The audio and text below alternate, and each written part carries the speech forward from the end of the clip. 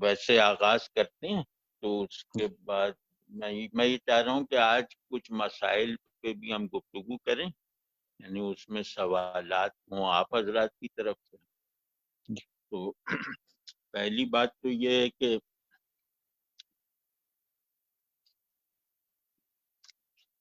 ایک روحانی تناظر میں اگر دیکھا جائے تو آدمی پابند ہے انفس اور آفاق کو متوازن رکھنے کا، مطلب اپنے باطن، اپنی ذات اور اپنی دنیا کو ایک ایسے توازن کے ساتھ رکھنے کا جو توازن اس نے خود نہیں بنایا، خود تجویز نہیں کیا، بلکہ اسے ملا ہے۔ تو وہ ملا ہے کہیں سماجی قدر کے طور پر، کہیں تہذیبی لاشعور کے آرکیٹائپ کے طور پر، کہیں فزیکل جبر کے طور پر، اور کہیں وحی سے۔ تو آدمی جو بھی اپنے لیے پوزیشن لیے ہوئے ہے، چاہے وہ مذہبی ہے یا غیر مذہبی ہے، وہ اس طرح کے ٹوٹل پرسپیکٹو اور اس طرح کے بائنڈنگ نظام سے مانوس بھی ہے، اور خود کو، اگر وہ نارمل آدمی ہے، اخلاقی طور پہ نارمل آدمی ہے، تو پھر خود کو وہ اس نظام توازن سے ہم آہنگ رکھنے کی کوشش کرتا ہے۔ تو جب انفس غیر متوازن ہو جائے، یعنی آدمی اپنا زیادہ وزن انفس کے پلڑے میں ڈال دے اور آفاق نظر انداز ہو جائے، یعنی باطن میں زیادہ مشغول ہو جائے اور خارجی دنیا کو فراموش کر دے، تو اس کے نتیجے میں دوسری طرح کی مشکلیں پیش آتی ہیں۔ اس کے نتیجے میں فطرت اپنے خزانے نہیں کھولتی، اس کے نتیجے میں علم ناقص رہ جاتا ہے۔ وہ علم جس کا مقصود چاہے خدا ہو یا کوئی اور، تو ہر مقصدی علم اس وقت ناقص رہ جاتا ہے جب اس توازن میں کوئی بگاڑ آئے۔ تو مطلب ہم فرض کیا کہ زندگی یا وجود کا لفظ چن لیں، خدا کا کلمہ اختیار کر لیں، تو انسانی ذہن میں تمام چیزوں کی ایک اصل ہوتی ہے، ایک ان کا اینڈ ہوتا ہے، ایک ان کا اوریجن ہوتا ہے۔ تو وہ اس اینڈ یا اوریجن کو ملحوظ رکھتے ہوئے اپنی ساری ایکٹیویٹیز شعوری یا لاشعوری طور پر انجام دیتا ہے۔ تو چونکہ ہمارے یہاں جو مسلمہ ہے، جو اوریجن ہے وجود کا، جو اینڈ ہے ہستی کا، وہ اللہ ہے، تو ہم اگر اپنے داخل اور اپنے خارج کو ہم آہنگ رکھیں گے، انٹریکٹیو رکھیں گے، ایک دوسرے کے لیے کریکٹیو رکھیں گے، ایک دوسرے کے لیے ایک ہی مقصد کو حاصل کرنے میں معاون رکھیں گے، تو ہمیں کم از کم علمی، اخلاقی اور جمالیاتی مسائل پیش نہیں آتے۔ لیکن جیسے ہی یہ توازن کسی بھی وجہ سے بگڑتا ہے، مثال طور پہ انفس پہ غلبہ ہو جائے، روحانیت کا دور آ جائے، تو اس میں آدمی خدا کیا ہے کا تو اپنے لیے تسلی بخش جواب فراہم کر لیتا ہے، لیکن وہ ایک دوسرے اصول سے غافل اور لا علم رہ جاتا ہے، وہ یہ ہے کہ بندگی کیا ہے۔ تو راہب شاید اس بات کو تو زیادہ فصاحت اور گہرائی سے بیان کر دے، یعنی اپنے باطن میں مشغول رکھنے والا کوئی شخص کہ خدا کیا ہے، لیکن وہ دوسرے اتنے ہی ضروری سوال کا جواب نہیں دے سکتا کہ بندگی کیا ہے۔ وہ یہ تو بتا دے گا بہت تفصیل سے کہ خالق کیا ہوتا ہے، لیکن یہ نہیں بتا پائے گا کہ تخلیق میں کیا کیا اثرات ہیں، تخلیق کی کیا کیا تفصیلات ہیں۔ تو باطنی غلبے سے باہر کی دنیا نظر انداز ہو کر آدمی کو اخلاقی طور پر بھی نامکمل، علمی طور پر ادھورا اور جمالیاتی طور پہ ڈسٹارٹ کر دیتی ہے۔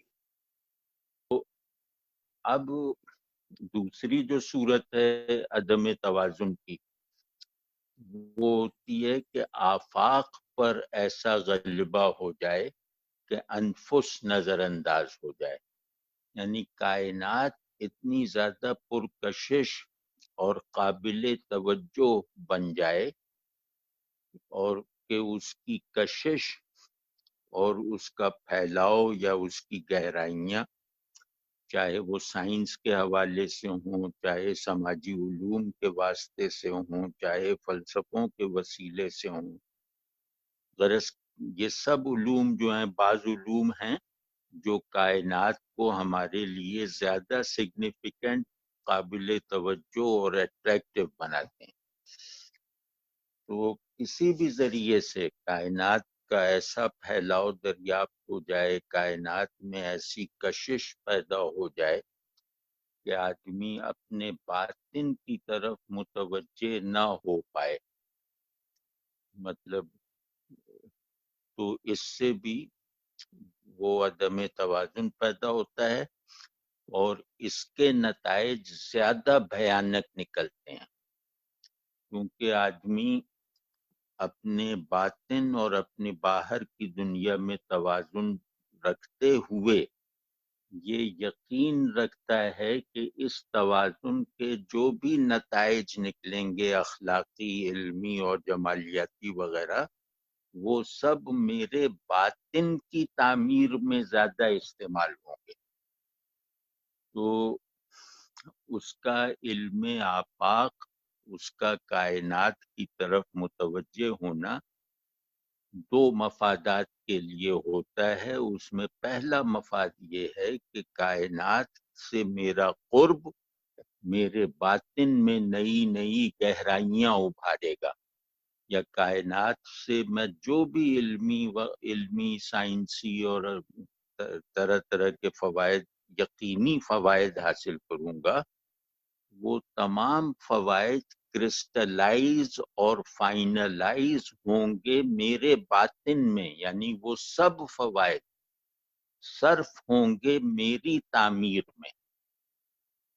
تو آفاق پر غیر متوازن توجہ زیادہ نقصان دہ ہوتی ہے، اور انفس والا کم از کم ایک اسٹیٹ آف پیس میں رہتا ہے، لیکن آفاق کو غالب کر لینے والا اسٹیٹ آف پیس سے بھی محروم رہ جاتا ہے، اور علم بھی اس کا مسخ ہو جاتا ہے، یعنی کہ علم اس کا غلط ہو جاتا ہے، علم اس کا بے روح اور بے مغز ہو جاتا ہے، اس کی جمالیات گویا ایک ویو آف اگلی نیس کے نتیجے میں پیدا ہوتی ہے، اس کا اخلاق کاروباری اور کارپوریشن والا اخلاق بن کے رہ جاتا ہے، دکھاوے کا اخلاق بن کے رہ جاتا ہے، کیونکہ وہ اپنے آپ کو منہا کر کے، اپنے آپ کو نظر انداز کر کے سبجیکٹ کی طرف سے آنکھیں پھیر کر محض آبجیکٹ تک محدود ہو جاتا ہے، تو اس کی ہر چیز میں ایک خلا، ایک زہریلا دھواں سا اس کا سب چیزوں کا انجام ہے۔ تو یہ بات جو ہے، یہ بات جیسے خیال اور تصور یا اعتقاد کے طور پر تو ہمیں پہلے سے معلوم تھی کہ ایک وجودی توازن ہے، اس کی نگہداری انسان کو سونپی گئی ہے. تو یہ بات تو معلوم تھی، چاہے مذہبیات ہوں چاہے فلسفے وغیرہ ہوں، یہ بات ہمیں معلوم تھی. لیکن اس علم کی تصدیق، اس علم کے صحیح ہونے پر دلیل ہمیں اس وائرس نے فراہم کی ہے. وہ اس طرح سے کہ ہماری ٹیکنالوجی، خاص طور پہ سائبر ٹیکنالوجی، جو انسانوں کے باہم انسانی ذہن کی ساخت سے بھی متصادم ہے، انسان کی حقیقی ضرورتوں سے بھی لا تعلق ہے، اور انسان کے عقلی اور اخلاقی اور مذہبی مقاصد سے بھی بالکل منحرف ہے. یہ آپ کی آج کی ٹیکنالوجی ہے. اور اس ٹیکنالوجی نے نیچر کو کرپٹ کیا، یعنی اس ٹیکنالوجی نے باہر کی دنیا کو گویا انجیکشن لگا کے بھینس کی طرح ڈیل کیا کہ انجیکشن لگا کر اس سے دودھ حاصل کیا. یہ سائبر ٹیکنالوجی یا ماڈرن ٹیکنالوجی ہے کہ اس بھینس کو، یعنی اس فطرت کو اپنے بچوں کے لیے پلانے کے لیے جس دودھ کو گوالے چھوڑ دیا کرتے تھے، اس دودھ کو بھی دوہ لیا ہے اس ٹیکنالوجی نے، جس کے نتیجے میں نیچر اپنے بعض تخریبی ایلیمنٹس کو گویا ایک انتقامی جذبے کے ساتھ ابھار کے اب حملہ آور ہے. تو اس میں سے پہلا دستہ ہے یہ کورونا، یہ کووڈ-19 اس کا پہلا دستہ ہے. یہ جیسے پرانے زمانے میں جنگیں ہوتی تھی، لشکر آمنے سامنے ہوتے تھے، تو دونوں لشکروں میں سے ایک ایک آدمی باہر نکل کے مبارزت کرتا تھا، اسے کہتے تھے مبارزت. یعنی پہلے فوجوں کا ایک ایک نمائندہ آ کے آپس میں جنگ کرتا تھا، ان میں سے کوئی ایک مر جاتا تھا تو باقاعدہ جنگ شروع ہو جاتی تھی. تو یہ جو کورونا وائرس ہے، یہ فطرت کے لشکر کا وہ مبارز ہے، وہ پہلا سپاہی ہے جو انسان کو للکار رہا ہے کہ تم اپنے اندر کے آدمی کو میرے مقابلے کے لیے بھیجو. تو صورتحال کچھ ہے، اور یہ بات میں کوئی کسی خاص رومانٹسزم میں، کسی خاص پیسمزم میں نہیں کہہ رہا، یا جو ایک ماحولیاتی صفائی کے سلسلے میں ایک رومانوی، جو جائز طور پہ رومانوی تصورات پیدا ہو گئے ہیں، اس رو میں بھی نہیں کہہ رہا. یہ بات اس علم کو، وباؤں کے علم کو، کائنات کو اندر سے کھنگالنے والے علوم کے ماہرین کی ہے. تو اب مجھے یاد نہیں آ رہا، ورنہ میں نے تو کم از کم ایسے لیکچر سنے ہیں جو ان چیزوں پہ بات کرنے کا حق رکھنے والے عالموں کے ہیں. تو اس میں یہ ہوا کہ نیچر، یعنی باہر کی دنیا کو آپ نے غیر انسانی مفاد میں ایکسپلائٹ کیا.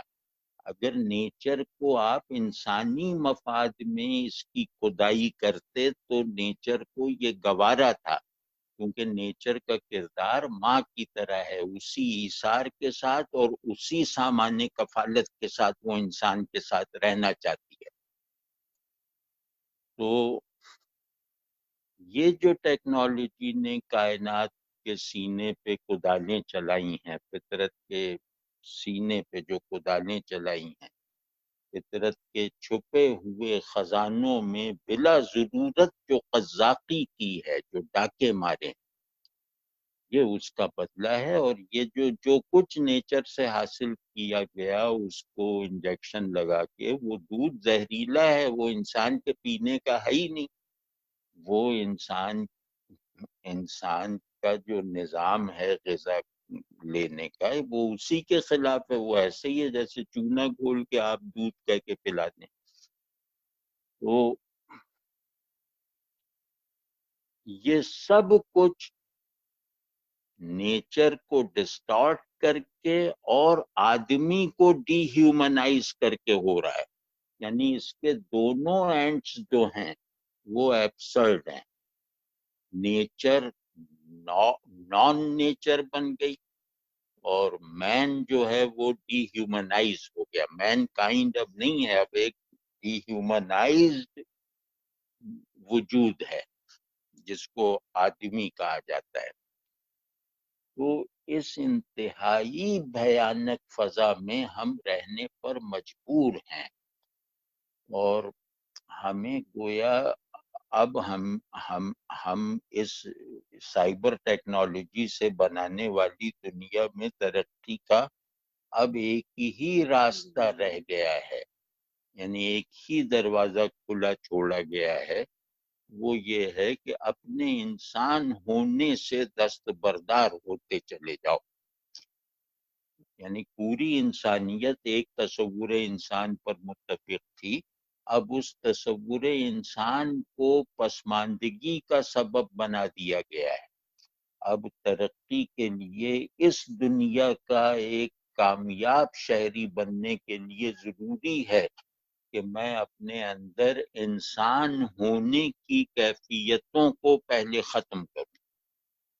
اب اس جہاں انسان لا انسان ہے، جہاں فطرت لا فطرت ہے، تو ان دونوں جو سلبی اینڈس ہیں، ان دونوں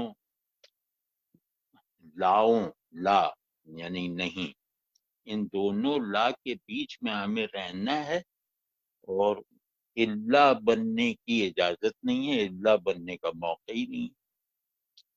تو اس میں اب یہ کورونا وائرس کو میں کم از کم اس طرح دیکھتا ہوں کہ یہ ایک جرم عظیم پر مرتب ہونے والی سزا ہے،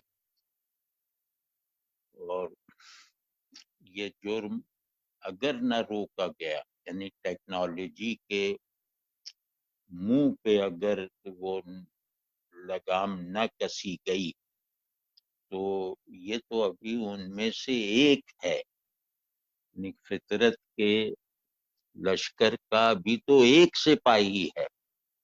اگر اپنی روش نہیں بدلو گے اور فطرت کو اسی طرح لوٹتے رہو گے، تو وہ اپنے دفاع کے لیے پھر پورا لشکر لائے گی. جیسے قدیم جنگوں میں تم جانتے ہی ہو کہ ایک لڑنے آتا تھا، اس کے بعد پورا لشکر آتا تھا. تو اللہ وہ دن نہ دکھائے، اللہ اس دن سے سب انسانوں کو، ساری دنیا کو محفوظ رکھے.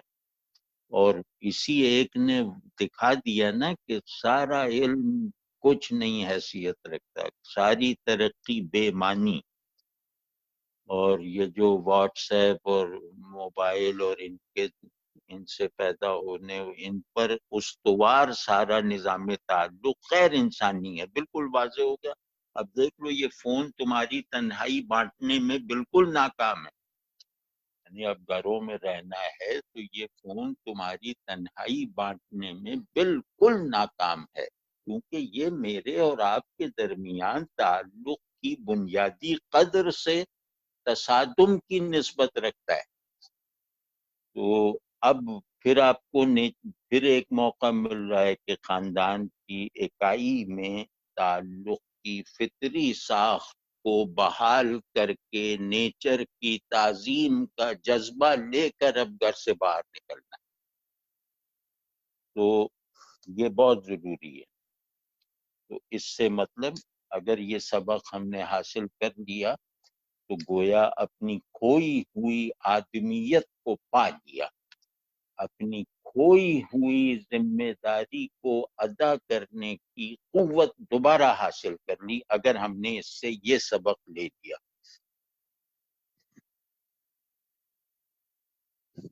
تو باقی ظاہر ہے اللہ کا شکر ہے، کیونکہ یہ مسئلہ اب انسان کا مسئلہ ہے، اس میں مذہبی اور غیر مذہبی کی تقسیم بعد میں آتی ہے. وہ سچا مذہبی وہی ہے جو انسان کی کلیت کو انٹرنلائز کرے. مذہب جو ہے جو بہت قیمتی چیزیں مجھے اسی دنیا میں عطا فرماتا ہے، ان میں ایک یہ ہے کہ انسان کی کلیت کو میں اپنے اندر جذب کر کے اس کا اسپوکس مین اور اس کا نمائندہ بن سکتا ہوں۔ یہ چیز مذہب کے علاوہ کہیں سے فراہم نہیں ہو سکتی۔ تو اسی مذہب کی اسی دین کو، اپنے دین کی اسی نعمت کو اب عمل میں لا کے دکھاؤ، اور خود جو ہم نے اس کو چھوڑ رکھا تھا اس پہ توبہ کریں، اپنے جرم پہ معافی مانگیں۔ ہمارے جرائم کی فہرست تو اور زیادہ ہے۔ تو بہرحال وہ میں ڈپریشن والی باتیں نہیں کرنا چاہتا، تو میں تو بس یہ کہہ رہا ہوں کہ اب بہت سی چیزیں جو ہم سوچتے تھے اور سوچ کے رہ جاتے تھے، اس وائرس نے اب ہم میں وہ قوت پیدا کر دی ہے کہ اب ہم اچھائیاں صرف سوچیں گے نہیں، اچھے بن بھی جائیں گے۔ تو اگر ہم صاحب ایمان ہیں، اگر ہمارے دلوں پر مہر نہیں لگی، تو اس نے تو گویا 100 سال کے مجاہدے کو ہٹا کر 1 سیکنڈ میں کھپا دیا۔ وہ 1 سیکنڈ میں طے کر لو کہ پہلی بات کیا کہ مجھے اپنی انسانیت بحال کرنی ہے، مجھے اپنی بندگی کو زندہ اور بیدار رکھنا ہے۔ بس انہی دو پہ انسان اس دنیا میں سگنیفیکنٹلی اور ایک آتھینٹک وجود کے طور پر رہنے کا جواز رکھتا ہے کہ وہ انسانیت میں کامل ہے، بندگی میں سچا ہے۔ تو بس اس وائرس سے، یہ وائرس خطیب اعظم ہے، اس وائرس کے آگے کوئی خطیب نہیں ہے، یہ وائرس رستم زماں ہے، اس کے آگے کوئی نہیں کھڑا ہو سکتا۔ تو بس اس سے یہ سبق لے لو، اور یہ سبق لینے کے نتیجے میں بہت زیادہ امید ہے کہ یہ وائرس جب تک ہو سکتا ہے کل ایک ویکسین نکل آئے، اس وائرس کا خاتمہ ہو جائے، تو وہ خاتمہ ایسے ہی ہوگا نا کہ ان کا اس لشکر کا تو ایک سپاہی نکلا، تم نے جنگ کی دیرینہ روایت کی خلاف ورزی کرتے ہوئے اس ایک سپاہی کو اپنی پوری فوج سے مارا، تو پھر تو یہی ہوگا کہ ایک سپاہی ان کا نکلے گا، تمہاری پوری فوج کو چکراتا رہے گا، اور پھر مطلب ایک بار مار دو گے، 2 بار مار دو گے، چوتھی پانچویں مرتبہ پھر تمہارا پورا لشکر بھی اس کے لیے کافی نہیں رہے گا۔ تو اور آدمی ظاہر ہے، آدمی اگر آدمی ہے، یعنی مرد عورت دونوں کو شامل کر کے آدمی کہتے ہیں نا، یہ تو بعد میں جب یہ فیمنزم وغیرہ آیا تب آتا ہے کہ وہ ہی سلائی شی یہ سب لکھتے ہیں، پہلے تو مین کہہ کے مراد عورتیں اور مرد دونوں ہوتے تھے، کل انسان ہوتا تھا، دی مین۔ وہ اس میں مطلب ہم سب کو اپنی کھوئی ہوئی انسانیت کو دوبارہ پانے کا موقع ہے۔ تو خاص طور پہ مذہبی کہلانے والے لوگ ایک دوسری طرح کے عدم توازن کے مرتکب ہونے کی وجہ سے نفس کے انسانی جوہر کو نظر انداز کرنے کے مجرم ہیں، یعنی میری آدمیت کو میری بندگی کا اسٹینڈ بنانے میں ناکام ہے، یعنی میری بندگی کا پورا اسٹرکچر جو آسمان کو چھو رہا ہے وہ ایک پلیٹ فارم پہ بنا ہوا ہے نا، وہ پلیٹ فارم آدمیت ہے، انسانیت ہے۔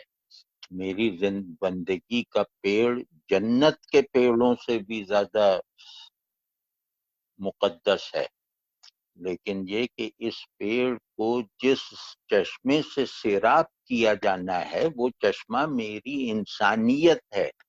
میری انسانیت میں اگر کوئی بیسک کمی رہ گئی تو میری بندگی کے پیڑ پہ خزاں چھائی رہے گی، بہار کبھی نہیں آئے گی. یہ سبق سیکھو. اور آدمی اللہ کا کنبہ ہے، مومن ہو یا کافر ہو اللہ کا کنبہ ہے.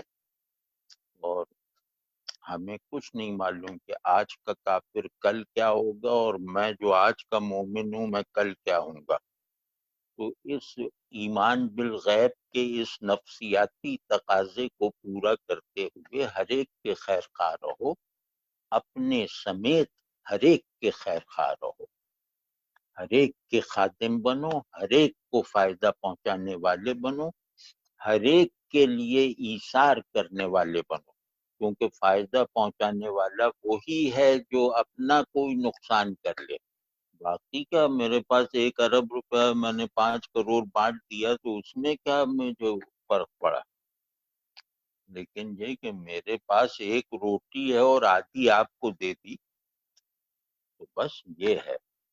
تو انسان فائدہ پہنچاتا ہے اپنا نقصان کر کے، بظاہر نقصان کر کے، بباطن اس کا بہت بڑا فائدہ ہے. تو انسان دوسرے کے کام آتا ہے اپنی کسی ضرورت کا ایثار کر کے، اپنی ضرورت یا خواہش کا ایثار کر کے. تو خدا کے لیے اس قیامت صغریٰ سے جو تمہیں قیامت کبریٰ کا یقین دلانے کے لیے کافی ہے، وہ یہ سبق لے لو. اور بس سیدھا سا سبق ہے، انسان ہونے کے تقاضے بھی پورے کرنے ہیں اور بندہ ہونے کے مطالبات بھی کمال کو پہنچانے ہیں. تو مجھے یہی 2 ذمہ داریاں دی گئیں. تو یہ کر لیں. اور دوسرے یہ کہ اس میں بہت زیادہ وظیفے وظائف یا اوور ریلیجاسٹی کی ضرورت نہیں ہے، کیونکہ اوور ریلیجاسٹی ریا ہے اور دھوکہ دہی ہے. تو سب چیزیں بالکل فطری انداز میں کرو. فطری انداز کیا کہ اس وقت ہم لوگ سب گھروں میں بند بیٹھے ہیں، کوئی ڈرے ہوئے ہیں، کوئی ڈپریشن میں ہیں، کوئی بیچارے کتابیں پڑھ رہے ہیں، کوئی نمازیں ادا کر رہے ہیں. مطلب ہر ایک مرجھائے، اکثریت مرجھائی ہوئی ہے. مرجھائے ہوئے کتابوں کو کھولتے ہیں، مرجھائے ہوئے مصلے پہ کھڑے ہو جاتے ہیں. تو یہ سب نہیں، اس کو توڑنا چاہیے. اور اس وقت جو بہت زیادہ ضرورت ہے، اس وقت ضرورت یہ ہے کہ ہمارا خاندان، ہمارے بنیادی رشتے جدید زندگی کے دباؤ کی وجہ سے نظر انداز ہو گئے تھے. ہمارے جذبات تعلق میں ماں باپ کے ساتھ تعلق کے جذبات خارج ہو چکے تھے، بہن بھائیوں کے ساتھ تعلق کے جذبات منہا ہو چکے تھے. ہمارے جذبات تعلق اول تو رہ ہی نہیں گئے. یعنی جذبات تعلق یہ ہوتے ہیں کہ جس کو دیکھے بغیر چین نہ آئے، جس سے بات کیے بغیر سکون نہ آئے، اور جس کا خیال دل سے نہ جائے. یعنی محبت. تو جس سے محبوب سے آدمی کبھی غافل نہیں ہوتا. وہ محبوب چاہے تم گاڑی اور گھر کو بنا لو، وہ محبوب چاہے تم اللہ کو بنا لو، وہ محبوب چاہے تم اپنے پڑوسی، اپنی اولاد، کسی کو بھی بنا لو، اس کے خیال سے غفلت نہیں ہوتی. تو کبھی غور کیا ہے کہ اس ٹیکنالوجی نے جو سمجھے پوسٹ ماڈرن ٹیکنالوجی ہے، اس نے ہمارے اندر سے جذبات تعلق ختم کر دیے ہیں. یعنی اب ہمیں جس کا انتظار ہوتا ہے اس انتظار میں شدت نہیں ہے، اور انتظار کے دوران وہ آ جاتا ہے تو ہماری سانسیں نہیں اکھڑنے لگتی جوش کی وجہ سے. کوئی بھی نہیں، اب اس طرح کچھ ہے ہی نہیں. تو اس کا بنیادی سبب یہ ہے کہ تعلق کی جو بنیادی نرسری ہے، جہاں جذبات تعلق مینوفیکچر ہوتے ہیں، وہ نرسری ہے گھر، یعنی ماں باپ. ماں باپ ہیں، بیوی بچے ہیں، شوہر بچے ہیں، جو مطلب اپنی پوزیشن کے مطابق ان رشتوں کے جو چاہے عنوانات رکھ دیجئے، یعنی گھر میں موجود لوگ جو مختلف رشتوں میں بندھے ہوئے ہیں، یہ ہمارے احساسات تعلق سے نکلے ہوئے تھے، تو تمہیں ایک موقع مل گیا، اب ان احساسات کو دوبارہ زندہ کرو، اب اپنے بھائی سے، اپنی بہن سے محبت کو تکلف کے ساتھ محسوس کرو، تو انشاءاللہ پھر یہ فطری ہو جائیں گے۔ اور اس وائرس کا یہ خطبہ بھی سن لو کہ ماں باپ کو چھوڑا ہوا تھا، اب پکڑ لو، اب میرا شکر ادا کرو کہ میں نے تمہیں ماں باپ، میں نے تمہیں بیٹا بننے کے لائق بنا دیا، بیوی بننے کے لائق بنا دیا، شوہر بننے کے لائق، یعنی انسان بننے کے لائق بنا دیا، اور انسان بننے کا راستہ تم پہ سہل کر دیا ہے۔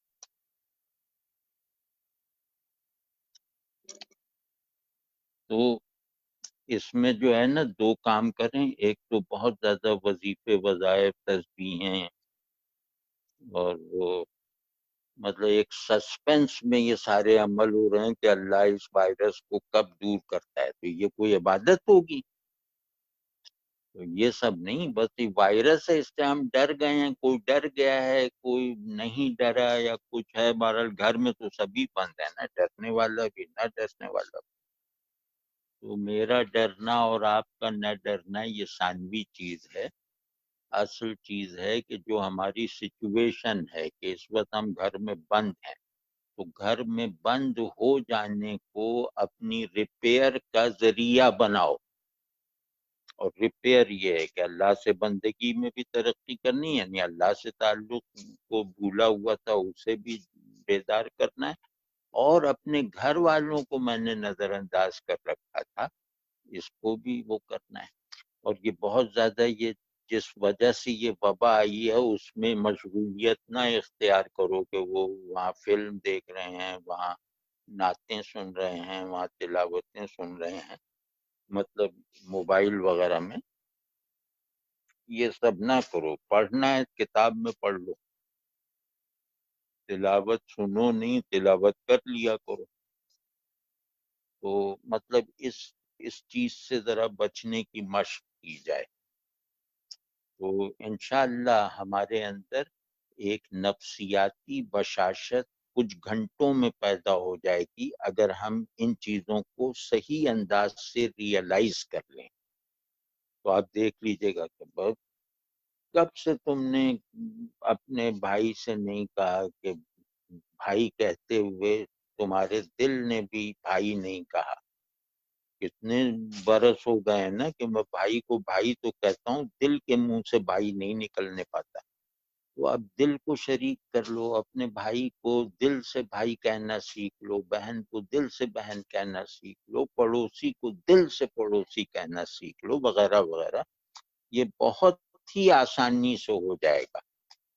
تو اب اس میں یہ ہے کہ ایک یہ کہ آدمی مطلب اپنی مذہبی تربیت اور مذہبی نقائص جو اس کے اندر موجود ہیں ان کا ازالہ بھی نیچرل طریقے سے کرے، وہ یہ نہیں کہ وہ پڑھ گیا تو 5 سپارے پڑھ ڈالے، یہ سب اس سے کچھ نہیں ہوگا۔ یہ جیسے ہی وائرس ہٹے گا نا تو سب سے پہلے مصلی چھوٹے گا، سب سے پہلے تسبیح پھینکی جائے گی، تو ایسے مصلی پہ کیا کھڑا ہونا جسے تمہیں 15 دن بعد چھوڑ دینا ہے؟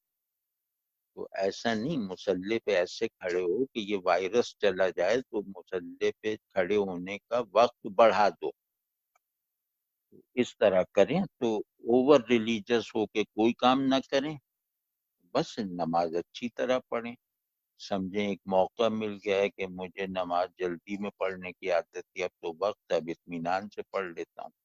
قرآن شریف میں روزانہ نہیں پڑھتا تھا، قرآن شریف ایک عام مسلمان کو جتنا پڑھنا چاہیے اتنا تو میں پڑھوں گا، اسے سمجھنے کی کوشش کروں گا، وغیرہ وغیرہ۔ تو جو موٹی موٹی دینی خرابیاں ہماری ایک نحوست زدہ ماحول کو قبول کر لینے کی وجہ سے پیدا ہو گئی تھیں ان کو بس ختم کرو، کہ اللہ سے غافل نہیں رہنا، اللہ کو ناراض نہیں کرنا۔ اور دوسرا یہ کہ گھر میں سب کو خوش رکھو، یعنی ایک تو یہ کہ الگ الگ نہ بیٹھیں، ایک تو یہ ایسی ہے کہ اس پہ لعنت بھیجنا جائز ہے کہ ہر آدمی اپنا موبائل لے کے، 4 آدمی بیٹھے ہیں، چاروں اپنے اپنے موبائل میں مشغول ہیں، وہ ایک دوسرے کو دیکھ ہی نہیں رہے، تو یہ سب بالکل اس کو ممنوع کر دیں۔ اور چھوٹے بھی ہیں تو والدین سے بھی کہیں کہ اب ہم لوگ بیٹھے ہیں تو یہ موبائل وغیرہ کا کیا کام، تو زیادہ وقت ساتھ گزاریں، زیادہ ایکٹیویٹیز ساتھ ساتھ کریں، اور ایک دوسرے کو اپنا اپنا محبوب بننے کا موقع دیں، سہولت دیں، مدد دیں، تو گھر میں خوشی کا ماحول، اور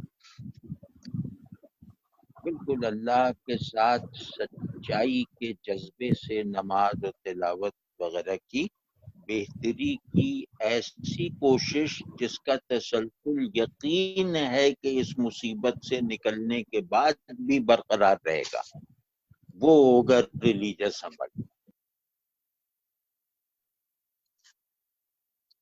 تو یہ کر لیجئے، باقی یہ کہ اب انسان نئی طرح سے ڈیفائن ہوگا، اب انسان بھی ٹیکنالوجی سے اپنا بدلہ لینے کے لیے اپنی قوتیں جمع کر سکتا ہے، یہ اللہ جانے، نیچر نے تو بہرحال کر ہی لی ہیں، لیکن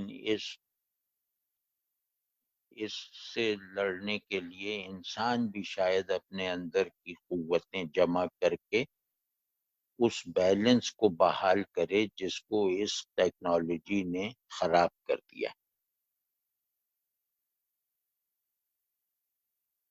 تو مطلب اس بات پہ ہمیں شرم نہیں آئے گی کہ ہمیں بالکل ایبسرڈ بینگ بنا دیا گیا، یہ بات شرمانے والی نہیں ہے کہ میرا کوئی مطلب ہی نہیں رہ گیا، میں ایک بے معنی لفظ ہوں،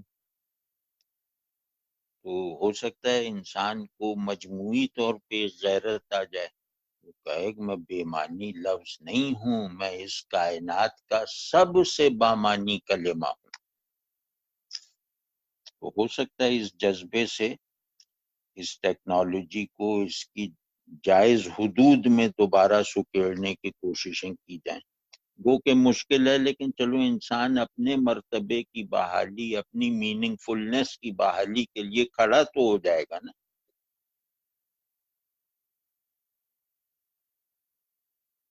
تو یہ کریں، اور میں اپنی طرف سے بہرحال اس کے لیے حاضر ہوں کہ 1 2 3 دن میں چاہے نشست کر لیں، اب آج تو اس پہ بول دیا ہے، اگلی مرتبہ ہم اللہ کرے کہ وبا ہی نہ رہے کہ ہم بولیں اس پہ، لیکن اگلی مرتبہ ہم اور باتیں کریں گے، ہم ابن عربی کو پڑھ رہے تھے، وہ ابن عربی کو اس طرح بھی پڑھا جا سکتا ہے، ہم بدھ کی مجلس میں جو فلاسفیکل تھیمز ہیں ان پہ بات کر سکتے ہیں، اسی طرح کر سکتے ہیں بیٹھ کے آرام سے، تو انشاءاللہ سب ایکٹیویٹیز جو گھر سے باہر نکل کے کرتے تھے کوشش کریں گے کہ ان کا اچھا خاصا حصہ گھروں میں بیٹھ کر بھی کر لیں۔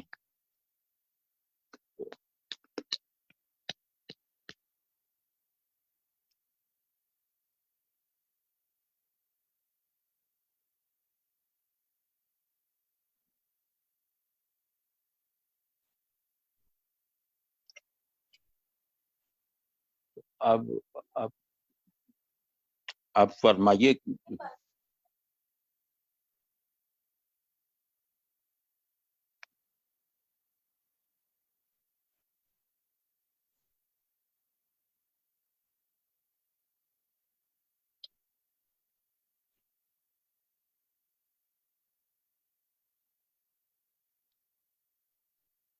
میں اس دوران میں فائدہ اٹھا کے کوشش کروں گا کہ رسول اللہ صلی اللہ علیہ وسلم کی جو دعائیں ہیں نا، مختلف دعائیں، ان میں سے کچھ دعاؤں کو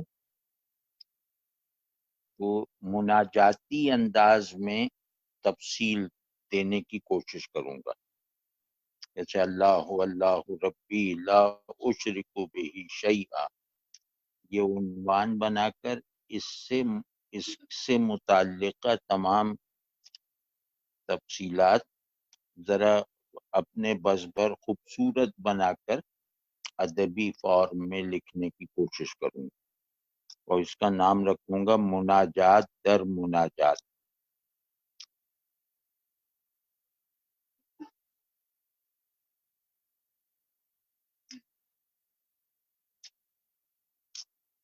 اور وہ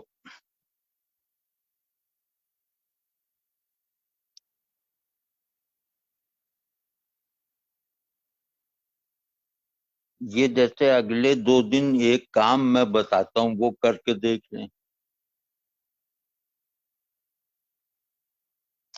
کہ اپنے آپ سے مطالبہ کریں نماز میں کہ رکوع میں جائیں تو یہ شکر نکلے دل سے کہ قیام ہو گیا، تو رکوع سے اٹھیں تو یہ اطمینان ہو کہ رکوع ہو گیا۔ اس طرح ہر رکن سے دوسرے رکن پہ جائیں تو ایک طمانیت اور شکر گزاری کے ساتھ جائیں کہ ہو گیا۔ اس طرح کی نماز پڑھنے کی مشق کریں۔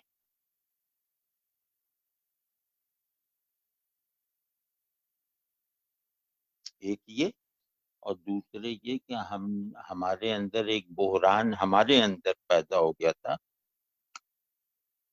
کہ ہماری جلوت غیر انسانی اور ہماری خلوت یعنی تنہائی بے معنی ہو کے رہ گئی تھی۔ تنہائی بھی خالی و ذہنی کے ساتھ تھی، اور وہ مجمع کی زندگی بھی ایک ایبسنٹ مائنڈڈنس کے ساتھ تھی۔ اس کو دور کر لو، اب تنہائی کو بامانی بناؤ، یعنی تنہائی کو یہ میسیجنگ اور فلاں اور ڈیما، یہ انسائکلوپیڈیا اور وہ ڈاکومنٹری اس میں ضائع نہ کرو، ذرا اس کو بامانی بناؤ۔ تنہائی کا مطلب ہے اپنے اندر جھانکنے کے لیے کھڑکی کا کھل جانا۔ تو جو کھڑکی اپنے اندر جھانکنے کے لیے کھلی ہے، اس کھڑکی سے میں کووں کی قطاریں اڑتے ہوئے دیکھنے لگوں، یہ کیا بے وقوفی کی بات۔ تو تنہائی کو ذرا اپنے اندر گہرائی پیدا کرنے اور اپنے اندر بلٹ ان گہرائیوں کو ایکسپلور کرنے کا ذریعہ بناؤ، تو آدمی کی طرح رہنا آئے گا۔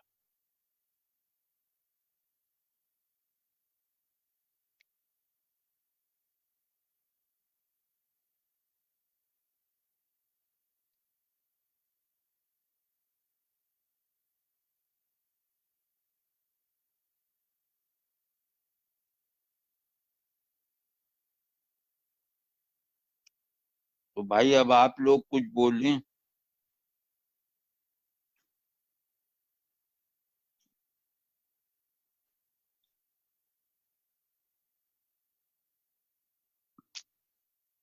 بھائی وہ منتظم صاحب کہاں ہیں، وہ کچھ کریں نا، تو اور لوگ بھی تو بولیں۔ جی حضرت سب مائکس جو ہیں وہ ان لوگوں کے اپنے کنٹرول میں ہی ہیں، تو وہ اگر کوئی صاحب کچھ سوال کرنا چاہیں، کچھ کہنا چاہیں تو اپنا مائک انمیوٹ کر کے تو وہ بات کر لیں۔ بس بہترین، ہاں بہترین ہے۔ السلام علیکم جی، واصف عرض کر رہا ہوں جی۔ ہاں وعلیکم حضرت جی بڑا السلام۔ اچھا انیشیٹو ہے جی جو آپ نے آج شروع کیا جی، تو انشاءاللہ جیسے آپ نے فرمایا ہم اس کو اور چیزوں میں بھی لے کر آتے ہیں جی، مثال کے طور پہ جیسے اور جو سی ہماری کلاسز جاری تھی، تاکہ یہ وائرس ہمیں بالکل زنگ آلود نہ کر دے، ہم اپنی ایکٹیویٹیز بھی جاری رکھیں، اور جو آپ نے آج نشست میں فرمایا اس کو بھی ہم انشاءاللہ کوشش کرتے ہیں پورا کرنے کی۔ بہترین بہترین بہترین، لیکن ایک آدھ نشست ایسی ہونی چاہیے جس میں سب بولیں، مطلب یہ نہ ہو کہ ایک آدمی بولے جا رہا ہے دوسرے سنے جا رہے ہیں، کوئی ایسا بھی ہو کہ سب بولیں، یا کسی کو کوئی نئی بات سوچی ہو وہ ہمیں بتائے، اس طرح کا بھی ایک ماحول ہونا چاہیے۔ جی انشاءاللہ۔ وہ حضرت میرا خیال ہے کہ تھوڑا سا ہیزیٹیشن ہوتی ہے نا، وہ ایک دو دفعہ ہم یہ چیز کریں گے تو پھر آہستہ آہستہ سب تھوڑا سا اس ٹیکنالوجی کے عادی بھی ہو جائیں گے اور اس کے استعمال کے بھی ہو جائیں گے. لیکن میرے تجربے کے مطابق یہ اسکائپ سے زیادہ وسیع ہے، مطلب اس میں زیادہ لوگ آ جاتے ہیں، اسکائپ میں کم لوگ ہو پاتے ہیں. جی بہت بہتر بہتر.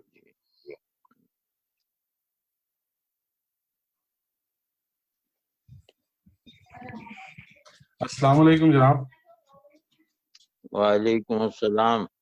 تو میں صرف ایک یہ جاننا چاہ رہا ہوں اس موقع پہ، آپ نے کیونکہ ابھی ابھی کہا کہ کچھ لوگ بھی اپنی باتیں پوچھیں، تو اس سے ہمت بندی کچھ کہ جو سب سے زیادہ ڈسکس ہونے والا ٹاپک ہے گزشتہ چند دنوں سے، مسجد اور گھر، اور مسجد کو بند ہونا اور کھلا ہونا، اس بارے میں کیا موقف اختیار کرنا صحیح ہے؟ کیونکہ مجھے تو ایسا گمان ہوا ہے کہ پاکستان یا ہندوستان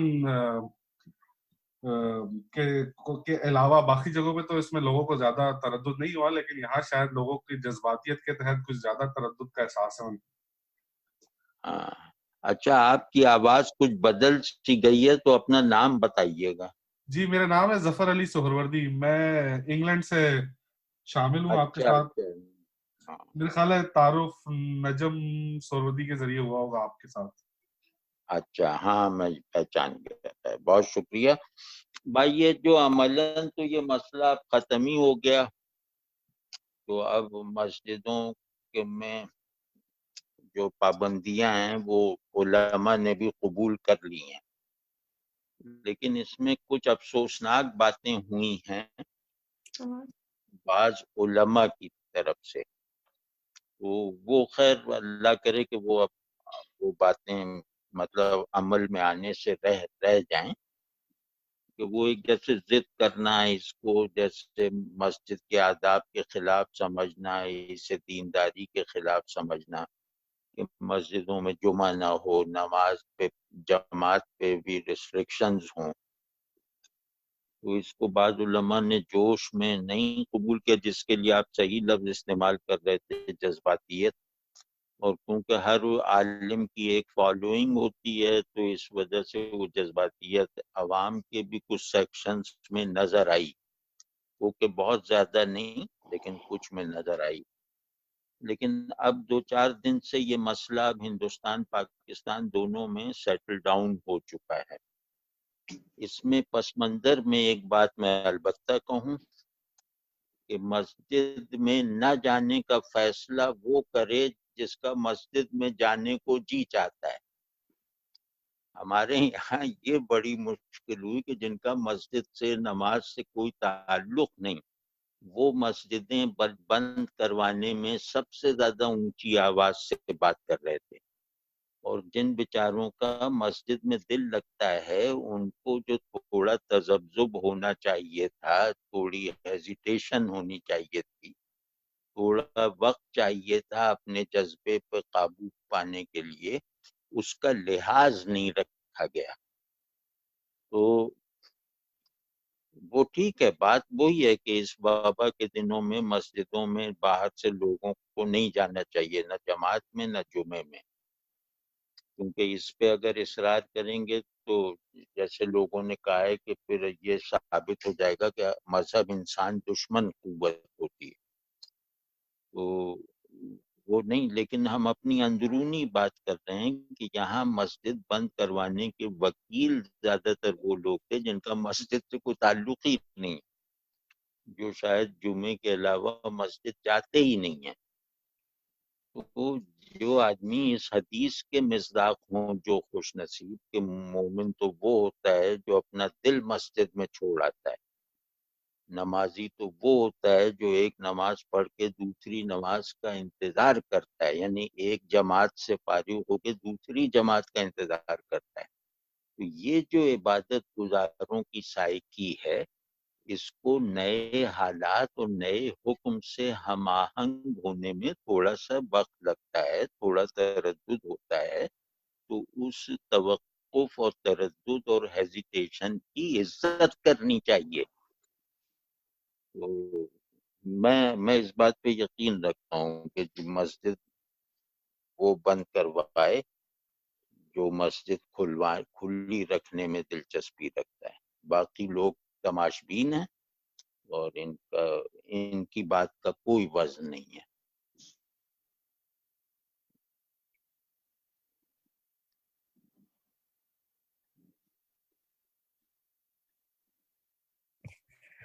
السلام علیکم. جاوید صاحب مجھے پوچھنا یہ ہے کہ جب ہم ایسے حالات میں راشن تقسیم کرتے ہیں یا لوگوں کو کھانا کھلاتے ہیں اور جو مشکل میں ہیں، تو یہ تمیز کرنی چاہیے کہ ہم اگر مسلمان ہیں تو صرف مسلمانوں کو ہی راشن دیں اور انہیں کو کھانا کھلائیں، اور اگر کوئی مسلمان نہیں ہے، وہ ہندو ہے یا کسی اور مذہب سے ہے یا کسی اور فرقے سے بھی ہے، تو اس کو نہیں دے سکتے ہم کھانے کی چیز یا راشن کی چیز. کیونکہ اس طرح کا ایک واقعہ ایک دن پہلے کراچی میں ہوا بھی ہے کہ ایک بہت بڑی تنظیم اس وقت میں کھانا بھی لوگوں کو دے رہی تھی اور راشن بھی، تو انہوں نے ہندوؤں کو نہیں دیا اور کچھ مرزئی تھے ان کو نہیں دیا. تو ایسی صورتحال میں آپ کیا بتاتے ہیں کہ کیا کرنا چاہیے اگر آپ کچھ خیر کرنے جاتے ہیں تو؟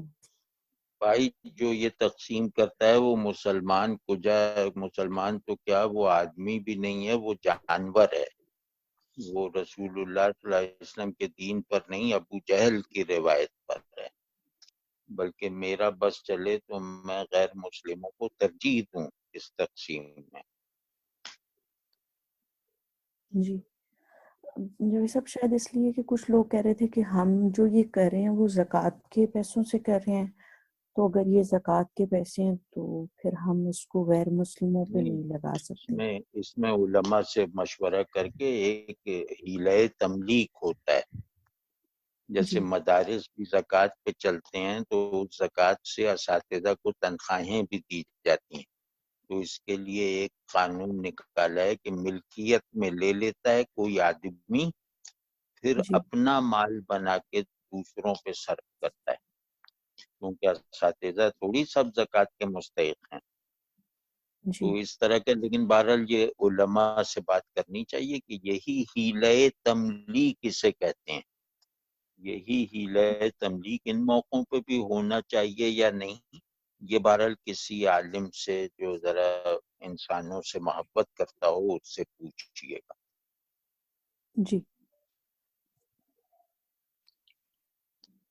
السلام علیکم جناب علی. اجمل عرض کر رہا ہوں جناب حضرت. آپ نے بہت ساری باتیں ماشاءاللہ بڑے کھول کے بیان فرما دی ہیں. تو اس میں ایک چیز تو یہ نظر آئی کہ اب احساس ہوا ہے کہ جب اللہ پاک کا عذاب عالمی سطح پہ آتا تھا پہلے زمانوں میں تو وہ اسی طرح آتا ہوگا. یہ ایک چیز سامنے نظر آ گئی. تو دوسرا مسئلہ یہ میں نے پوچھنا تھا کہ اس وقت جو جیسے آپ نے فرمایا کہ خوف کی بھی علامت بنی ہوئی ہے، تو ہمارے خاص کر ہمارے جو بچے جو سہمے ہوئے ہیں اور خوف زدہ ہیں، ان کے لیے تو یہ بالکل ہی نئی چیز ہے، اور بلکہ ہمارے لیے بھی نئی چیز ہے. تو ہمیں تو کسی نہ کسی طریقے سے جیسے جنگوں میں یا کوئی اور واقعات میں ہمیں کچھ عرصہ گھروں میں بیٹھنا پڑا، لیکن ہماری جو بالکل نئی جنریشن ہے، چھوٹے بچے ہیں، وہ تو بالکل اس سے مطلب نابلد تھے. تو ان کو کیسے ذرا بیان فرما دیں کہ ان کو کیسے کیا جائے کہ ان کی دلچسپی اور ان کا ماحول تھوڑا سا بدلا جائے. جی شکریہ. بہت اچھا. یہ بچوں کا ابھی میرے داماد نے ایک بڑا اچھا کام کیا ہے. وہ نواسا میرا ہے، وہ بہت جیسے باہر ولی آپ تو جانتے ہی ہیں.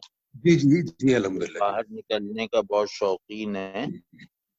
وہ اس کو بہت زیادہ ڈپریشن سا ہونے لگا تھا، تو انہوں نے اس کا کلاس فیلوز کا ایک اور خاندان کے ہم عمر لڑکوں کا ایک گروپ بنا دیا ہے، یہی واٹس ایپ یا کسی چیز.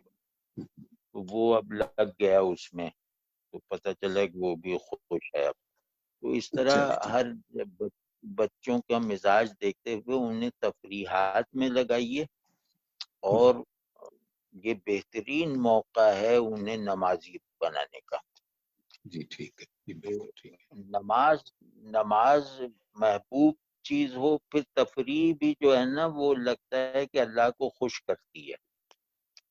یعنی جو آدمی نماز سے محبت کرتا ہے نا، اس کا جی جی کھیلنا بھی اللہ کو راضی کرتا ہے. پھر کھیل کود میں لگائیے, کھیل کود ہنسی مذاق, اور ایک یہ کہ الگ الگ نہ رہیے. جو گھر کے سربراہ ہیں وہ اپنی جی ذمہ داری سمجھیں کہ چھوٹے بچوں کو اپنے ساتھ رکھیں, ان کے ساتھ ہنسیں, ان کے ساتھ انہی کے کھیل کھیلنے کی کوشش کریں. تو ایک گھر میں خوشی کا, ہنسی مذاق کا ماحول ضروری ہے, وہ جی رکھیں. پھر کچھ مشورہ, میں مشورہ کرنے جا رہا تھا اپنے پوتوں کے لیے کہ یہ لوگ, جی ظاہر ہے یہ اس عمر کے جو چھوٹے بچے ہیں نا, 9 سال سے کم عمر, تو یہ بہت ہاں جی زیادہ پریشان ہے. تو اب میں مشورہ کرنے جا رہا تھا, مجھے مشورہ مل گیا, تو میں آپ کو بھیجوں گا کہ ان کو کیا چیز کھیلنے کے لیے لا کے دی جائے, تاکہ یہ جی ایسا نہ ہو. اب ہر بچہ جو ہے وہ موبائل لیے ہوئے گیمز کھیل رہا ہے, تو اس سے آنکھیں بھی خراب ہوتی ہیں, ذہنی گروتھ پہ بھی اثر پڑتا ہے. تو اب کوئی ایسا کھیل جس میں فزیکل موومنٹ بھی انوالو ہو, وہ میں پوچھنے کی کوشش کر رہا ہوں کہ کوئی ایسے بتا دیں تو ہم لا کے بچوں کو وہ دے دیں. تو آپ بھی اپنے طور پہ یہ کوشش کیجیے, اور پھر ہم اپنی معلومات کا تبادلہ کر لیں. جی بہتر, جی شکریہ جی. السلام علیکم سر. وعلیکم السلام. سر نجم سہروردی عرض کر رہا ہوں سر. میرے سر 2 سوالات ہیں. ایک تو جس طرح سے ہم یہ بیان کر رہے ہیں کہ اللہ کی طرف سے نذر ہے, پیغام ہے, اور اللہ کو یاد کرنے کا موقع ہے, اسی قوت و شدت کے ساتھ جو ایبسرڈزم میں ماننے والے لوگ ہیں وہ بھی اپنا مقدمہ بیان کر رہے ہیں, اور نیچرل سلیکشن تھیوری پر بھی بات ہو رہی ہے کہ یہ تو سب ویسے ہی ہو رہا ہے کہ جیسے کہ تھیریز میں بیان کیا گیا کہ ایک رینڈمنیس ہے اس وائرس کی اسپریڈ کی. اس پہ سر کچھ فرما دیجیے گا. اور دوسرا سوال یہ میرا کنیکٹڈ تھا کہ اس وقت یہ بھی بہت زیادہ کہا جا رہا ہے کہ پاپولیشن گروتھ پہ جو ہے کنٹرول کرنے کا بھی ایک پیغام ہے. ہمارے ہاں مذہبی طور پر تو اس بات کو ناپسندیدہ نگاہ سے دیکھا جاتا ہے, لیکن اگر ہم سائنٹیفکلی دیکھیں تو یہ بات نظر آتی ہے کہ جو ہیومنز ہیں وہ خود کیریئرز ہیں وائرس کے. تو اگر پاپولیشن کم ہوتی تو یقیناً اس کا اسپریڈ بھی کسی حد تک رک جاتا. ہاں, پہلا حصہ تو یہ کہ جو آدمی بھی ایک ٹوٹل پرسپیکٹو رکھ کے چیزوں کو دیکھتا ہے, وہ اس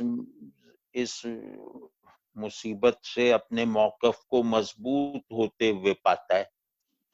جو ایبسرڈیٹی پہ, انارکی پہ یقین رکھتا ہے, وہ بھی اتراتا ہوا پھر رہا ہے کہ میرے وہ جو ایبسرڈیٹی والا جو پرسپیکٹو وہ مضبوط ہو گیا. تو یہ تو چیزیں ریلیٹیو ہیں. جو بھی آپ کا بائنڈنگ تصور ہے نا, وہ اس طرح کے عالمی بحران سے تقویت پاتا ہے.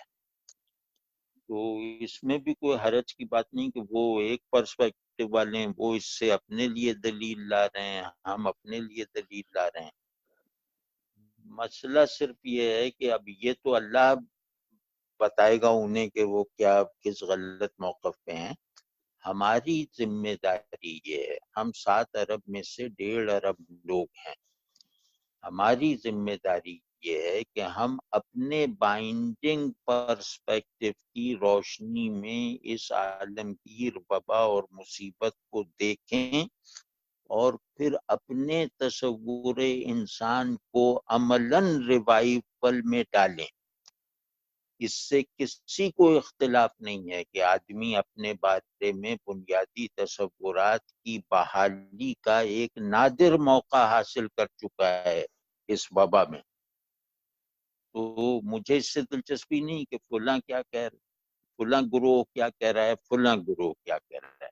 میں اس ساری صورتحال کو اپنے پرنسپل پرسپیکٹو سے دیکھنے کا پابند ہوں, اور اس پرنسپل پرسپیکٹو ہی کی روشنی میں اس وبا کے اسباب میں جو ڈی ہیومنائزیشن کا ایلیمنٹ ہے, میں اس کا اپنے پرسپیکٹو کے مطابق علاج اور ازالہ کروں گا. تو وہ یہ ہے جو میں نے کہا کہ اپنی بندگی کو ایسنس آف ہیومینٹی بناؤ, اپنی ہیومینٹی کو مینیفیسٹیشن آف بندگی بناؤ. یہ میری ذمہ داری ہے, اور اس ذمہ داری سے غفلت کا طویل زمانہ گزار کر میرے لیے ایک کال آئی ہے جاگنے کی. میں اس کال کو ضائع نہیں جانے دوں گا. بس یہ ہے. دوسرا یہ کہ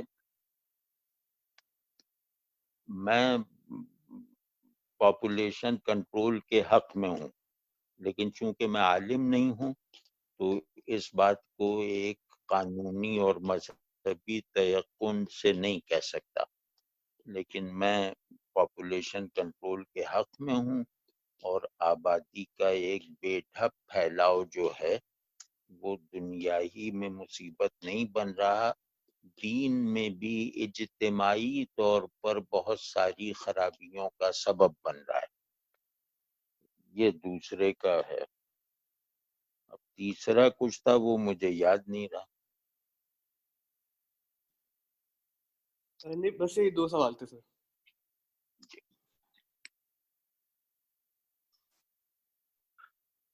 السلام علیکم ورحمۃ اللہ، احمد نور عرض کر رہا ہوں جناب۔ وعلیکم السلام ورحمۃ اللہ وبرکاتہ۔ جناب عرض یہ ہے کہ جو آپ نے بنیادی موقف لیا ہے اس معاملے میں، اس میں بات ایسی ہی ہے کہ آدمی نے اپنی انسانیت جو ہے وہ ٹیکنالوجی کے عوض بیچ دی ہوئی ہے اور بیچے جا رہا ہے، جیسے اس کی کوئی حد بھی نظر نہیں آ رہی۔ اور ٹیکنالوجی اس وقت انسان کا انفرادی اور مطلب یہ میرے ناقص خیال میں ہے کہ ٹیکنالوجی انسان کے انفرادی اور اجتماعی اقدار کا شاید بنیادی ٹول بن گیا ہے، وہ چاہے حیاتیاتی ٹیکنالوجی ہو، نیوکلیئر ٹیکنالوجی ہو، وہ آرٹیفیشل انٹیلیجنس کی ٹیکنالوجی ہو۔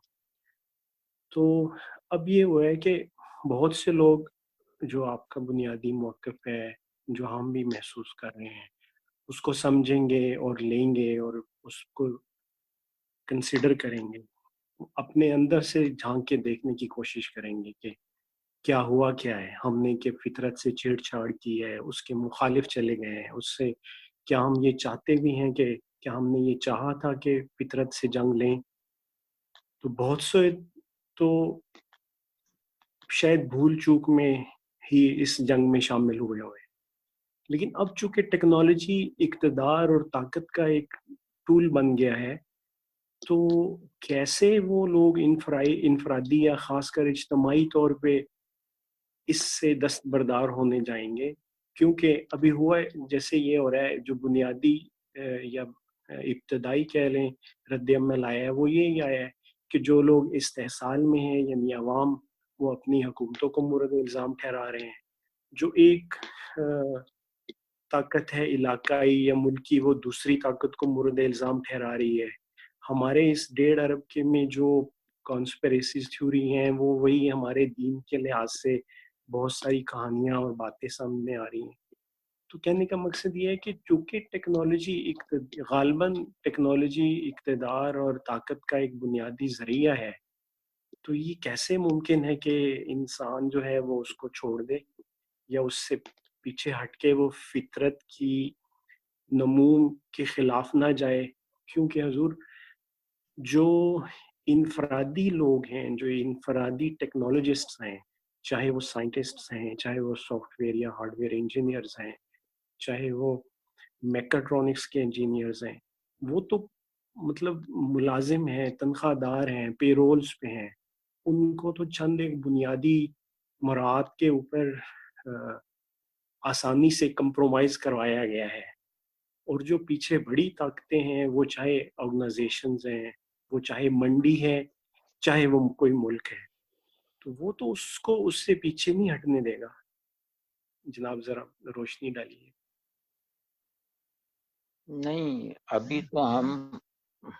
ابھی ہم ایک دوسرے کو مخاطب کر کے باتیں کر رہے تھے، لیکن کیونکہ ہمارے پاس قوت نافذہ نہیں ہے تو ہم اس پہ بہت تفصیل سے اور اشور کرنے والی باتیں نہیں کر سکتے۔ تو یہ صحیح ہے کہ ٹیکنالوجی سے دستبرداری نہ ممکن ہے نہ ضروری ہے، یعنی ٹیکنالوجی انسان کے اندر جو تسخیر فطرت کی قوتیں ہیں ان کا ایک ابھی تک کا آخری اظہار ہے۔ تو یہ انسان کا شرف اسٹیبلش ہو سکتا ہے اسی کی بنیاد پر. اب یہی جیسے ہم اس پہ بات کر رہے ہیں اس ایپ پر، تو یہ ایپ گویا ایک بڑی نعمت ہے نا کہ ہم آپ کو جوڑ دیا اس نے. تو اس میں یہ ہے کہ ٹیکنالوجی کا جو ڈی ہیومنائزنگ اور نیچر دشمنی کا جو رویہ ہے، اس رویے کو بدلنا ہے.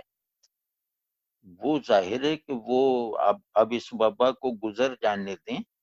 تو اسی کو میں کہہ رہا تھا کہ انسان کے اجتماعی ضمیر سے کچھ آواز اٹھے گی، جو ممکن ہے کہ ٹیکنالوجی کے کردار کو اس کی بیسک قوت کی برقراری کے ساتھ محدود کر دے. یہ مجھے ممکن ہوتے دکھائی دیتا ہے، جیسے کلوننگ کا عمل شروع ہو کے روک دیا گیا نا. تو اسی طرح ٹیکنالوجی کے بعد دیگر ایسپیکٹس جن کا ضرر ثابت ہو چکا ہو، اس کے خلاف اب انسان کو جمع ہو کر اسے روکنے کا جیسے ایک اختیار سا حاصل ہو گیا ہے. اب یہ رفتہ رفتہ حقوق انسانی کا بھی مسئلہ بن جائے گا کہ ٹیکنالوجی کی فلاں چیزیں حقوق انسانی کے خلاف ہیں. تو دیکھیے آگے کیا ہوتا ہے، لیکن سر دست تو ہم رونے کی پوزیشن میں ہیں، یا زیادہ سے زیادہ ہم یہ کر سکتے ہیں کہ یہ ٹیکنالوجی کے ڈی ہیومنائزنگ ایفیکٹ سے خود کو بچانے کی کوشش کریں. وہ ہم کریں گے انشاءاللہ. لیکن ایک مائکرو کاسمک سکیل پر ظاہر ہے کہ وہ قوت نافذہ ہمارے پاس نہیں ہے، وہ کارپوریشن ہمارے پاس نہیں ہے. اس میں بس ایک امید ہی ہے کہ شاید انسان کے ضمیر میں انسان ہونے کا مطالبہ اتنی قوت پکڑ لے کہ وہ اس غیر انسانی روایت کو جڑ سے اکھاڑ کے پھینک دے. وہ انسان کر سکتا ہے، انسان جو چاہے کر سکتا ہے. جناب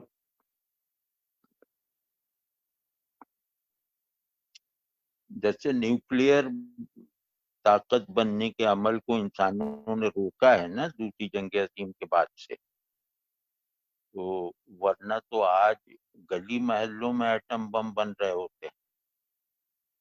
تو اس کو روکا ہے، حتیٰ کہ اس کے مطلب اسی طرح ہم بہت ساری چیزوں کو جو عالمی پھیلاؤ پیدا بھی کر چکی ہیں، وہ انسان اپنی عالمی آواز کے ساتھ انہیں روک سکتا ہے.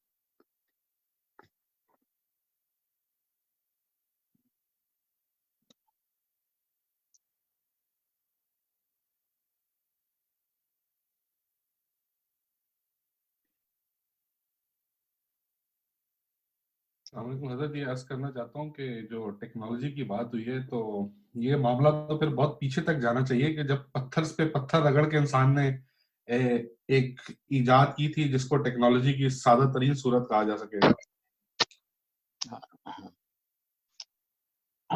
ہاں جہاں تک وہ آگ کی ایجاد نے نیچر کے یخ جسم کو بھی حرارت دی تھی.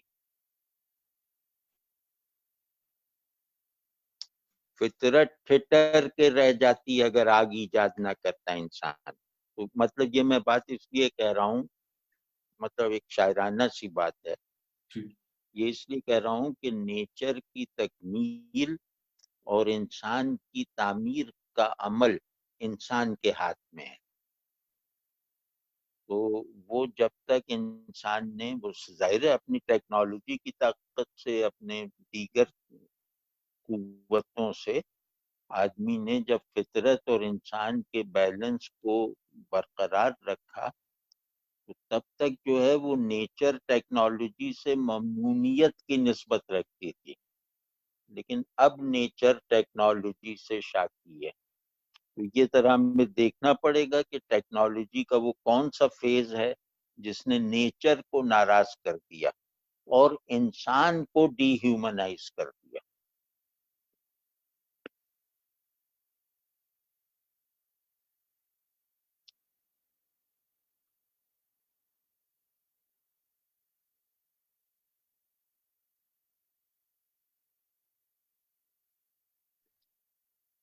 چلیں پھر آخر میں وہ جو میں نے کہا اللہ اللہ ربی لا اشرک بہ شیئا، یہ بہت تکرار کیجیے گا اس کی. یہ مجھے دوبارہ آدمی بنا دے گا، یہ کلمہ دوبارہ بندہ بنا دے گا. اللہ اللہ ربی، اللہ اللہ میرا رب، لا اشرک بہ شیئا، میں اس کے ساتھ کسی کو شریک نہیں ٹھہراتا، میں اس کے ساتھ کسی کو شریک نہیں کرتا، میں اس کے ساتھ کسی کو شریک نہیں رکھتا، میں اس کے ساتھ کسی کو شریک نہیں مانتا. اب آپ دیکھ لیں کہ ہماری مذہبی زندگی کا، ہندو پاک کی مذہبی زندگی کا بیشتر حصہ یہ دعویٰ کرنے کی اجازت نہیں دیتا. خانقاہ والے یہ کہہ سکیں گے اللہ اللہ ربی لا اشرک بہ شیئا، یعنی پیری مریدی جو آج کل کی ہے وہ لوگ یہ کہہ سکیں گے؟ ان کا یہ کہنا اللہ قبول کر لے گا؟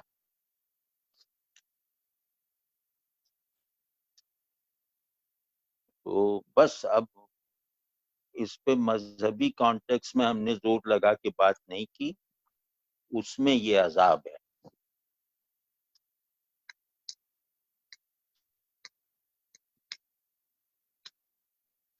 نیچر ہو یا انسان، ان دونوں کے انٹریکشن سے، ان دونوں کی یونیفیکیشن سے ایک ٹوٹل سمبل بنتا ہے. ایک سمبل اللہ نے تخلیق کیا ہے، وجود ایک سمبل ہے. وہ سمبل دو لفظوں سے مل کے بنتا ہے، ایک لفظ انسان ہے، دوسرا لفظ فطرت ہے. اور وہ سمبل یہ ہے کہ اس کا کانٹینٹ اللہ ہے، اس کی فارم ہیومن اور نیچر کی ہے. کس نے اس کا لحاظ رکھا ہے؟ کوئی کہہ سکتا ہے کہ مجھے رسول اللہ صلی اللہ علیہ وسلم سے محبت اس لیے ہے کہ اللہ کی محبت میں یقین حاصل ہو جائے، اللہ یقین کے ساتھ میرا محبوب بن جائے. تو خیر یہ ایک لمبا رونا ہے، وہ ریلیجس کا پرسپیکٹو سے ابھی میں نہیں دیکھنا چاہ رہا تھا چیزوں کو. تو وہ تو ایک مذاق بنا رکھا ہے. تو تم نے کائنات کے ایسنس آف میننگ کو نظر انداز کیے رکھا، پیسے جمع کرتے رہے، گھر بناتے رہے، پیڑ گراتے رہے. مطلب ہم عجیب لوگ ہیں کہ ہمارا لفظ سے تعلق سچا ہے، اس لفظ کے معنی سے ہمیں کوئی تعلق نہیں. ایک عجیب نفاق ہے نہیں ہے کہ اللہ نے اس ساری دنیا کو، اس کے سارے انفس و آفاق کو اپنی نشانی کے طور پہ خلق فرمایا ہے.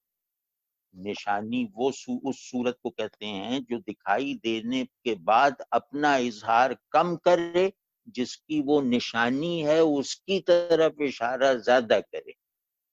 تم اس طرح کی نشانی بن کے رہے ہو.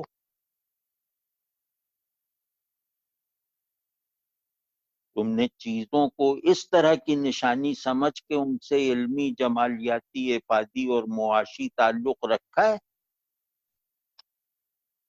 تو تم خود جانوروں سے بدتر.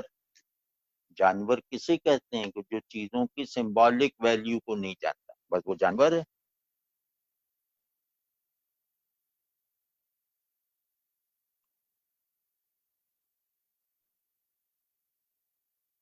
تو بہرحال اس دعا کو بار بار کیا کریں، درود شریف. یہ دعا استغفار اور سبحان اللہ و بحمدہ یعنی کلمات شکر، یہ بار بار کریں.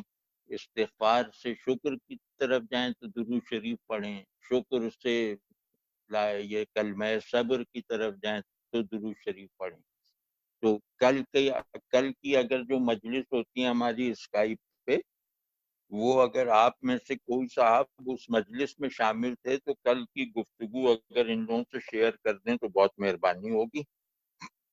تو اس میں بہت سی باتیں آ گئیں. جی ضرور، میں اس کی آڈیو پہنچا دوں گا سب. تو پھر جناب مجھے اجازت ہے. جیسے آپ بہتر سمجھے. بہت شکریہ. السلام علیکم ورحمۃ اللہ. وعلیکم السلام ورحمۃ اللہ.